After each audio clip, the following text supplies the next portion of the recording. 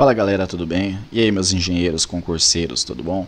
Vamos lá, a gente estava tratando ali da última aula do ciclo PDCA, né, tratando ali do gerenciamento de obras, e agora nessa aula a gente vai tratar sobre a curva ABC e também, se der um tempinho aí, o gráfico de Gantt, beleza?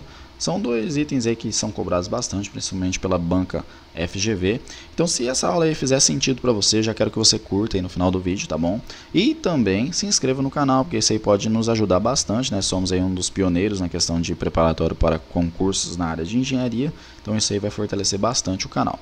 Primeiramente, vamos falar aí, né, da curva ABC. O que que funciona? Vamos lá. Vou fazer aqui uma curva.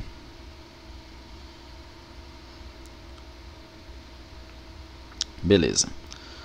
A gente tem a curva ABC, tá? Vou desenhar aqui a curva para vocês. Não ficou muito bem desenhado, mas beleza, só, né, para enfatizar aí a questão, como que é feito. Tá, a gente tem o seguinte. Deixa eu pegar uma cor legal aqui. Teoricamente, a curva ABC, ela representa aí o custo total e não o custo unitário. Já é a primeira coisa que a gente deve colocar aí, ó, o custo total e não o custo unitário, tá?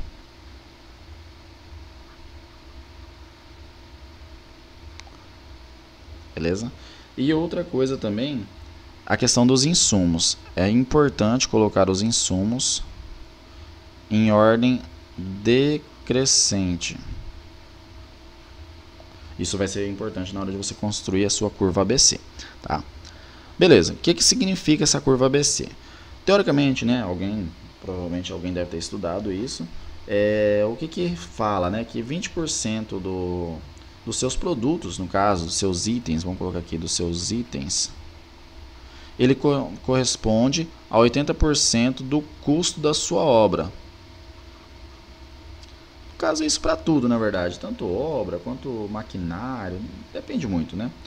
O que acontece? Vamos colocar lá, 20%.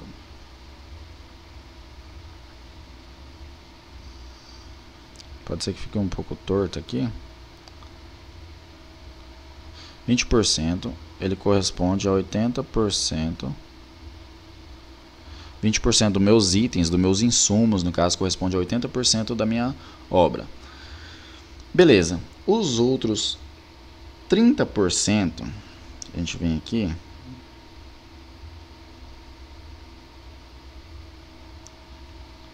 Aqui vai dar 50%, mas isso quer dizer que aqui, tá, tem 30%. Ou seja, de uma para outra, beleza? Esses 30% restantes aqui, ele corresponde a um total de 15%. Então a gente soma aqui 80 mais 15, vai dar os 95. Os 15% tá aqui, beleza? Ficou ali o 15%. E o que que fala o restante?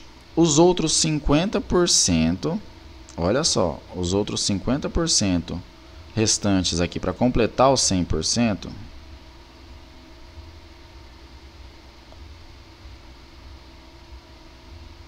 corresponde ao resto da minha curva, no caso. Aqui ela completa os 100%, tá? E aqui também completa os 100%. Só que nesse intervalo aqui eu tenho 50%. E aqui eu tenho 5%. Beleza, basicamente o que que acontece? Eu tenho o seguinte, aqui nesse primeiro trecho, eu vou pintar aqui melhor.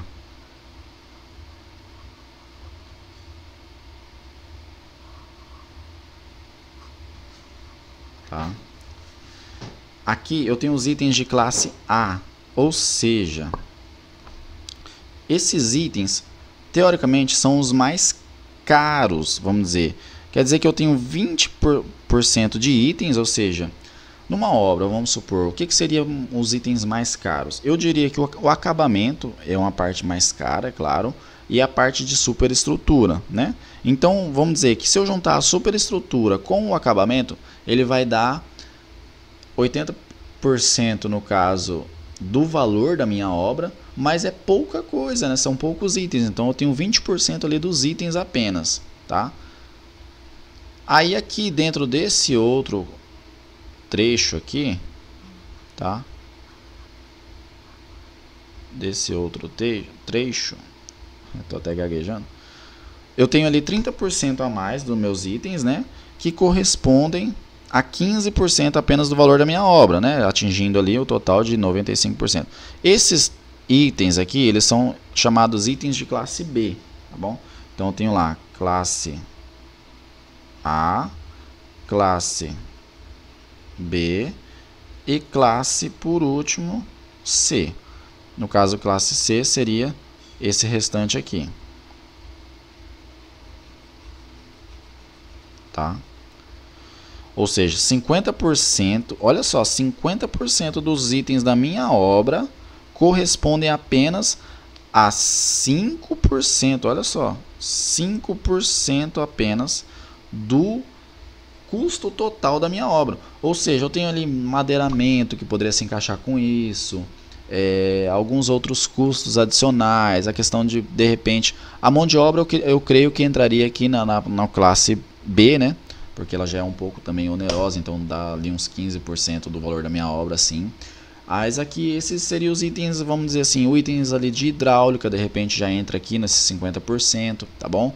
Então são itens ali de classe C. Eu vou mostrar para vocês aqui como ficaria isso na questão de uma tabela. Eu até coloquei aqui, ó, já, né, deixei ela pronta para a gente trabalhar com ela. O que entra? Eu tenho aqui a minha superestrutura, tá? No custo ali total da minha obra de 3 milhões, a superestrutura custando 990 mil, ou seja, 33% ali do custo total da minha obra, tá bom? Eu tenho também o revestimento, igual eu falei, né? O acabamento ele custa bastante, então o acabamento sendo ali 19%, ou seja, tá vendo que dois itens apenas da minha obra, ele corresponde aqui, ó, 33, 19, dá 42, 52% da minha obra, tá? Juntando esses dois aqui, 52%. É isso, né? Que na verdade isso, o acumulado ali, ó, 52% da minha obra. Tá aqui até do lado e eu nem me atentei a isso que eu já tinha deixado. Mas é só para você ter mais ou menos a noção. Ou seja, olha só, aqui eu tenho um total também, dos 52 foi para 83, ou seja, uma média ali de mais ou menos uns 30%, né? Correspondendo ali ao valor, ou seja, aos itens de classe B, né? Aqui no caso classe B, sendo 30% ali mais ou menos dos meus itens, correspondendo a um total apenas de 15%.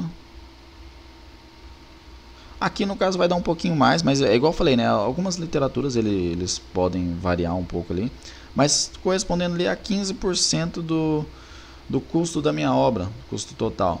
Na verdade aqui deu um pouquinho mais, né? Aqui já dá 17, 6, vai dar uns 22, uns 25% por aí mais ou menos, um pouco mais, né? Mas assim, é só para você ter uma noção de divisão, tá? Ou seja, é só a ideia principal desse vídeo é o que? É você saber que a curva ABC, ela trata da seguinte forma: alguns itens, eles vão onerar tanto a sua obra que ele pode dizer assim que ele é quase que os itens primordiais, que se você, olha só o macete aqui, se você consegue diminuir o valor